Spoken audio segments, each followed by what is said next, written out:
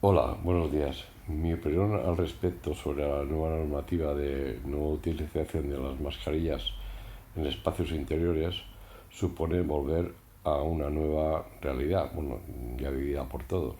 Esto supone, que se va a producir un cambio a la hora de tanto la comunicación verbal como la no verbal, ya que, estamos acostumbrados ahora a ver a las personas con mascarilla y esto supone una nueva adaptación.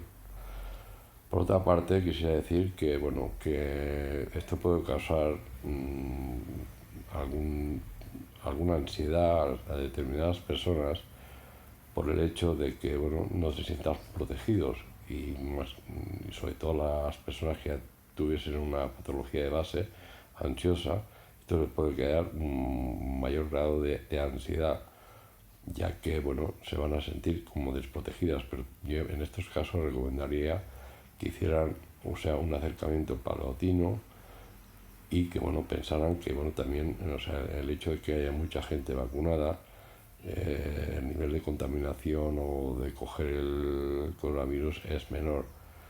Y pienso, que es un proceso que, que todos tenemos que pasar o tienen que pasar y vivirlo desde el punto de vista de toda la normalidad.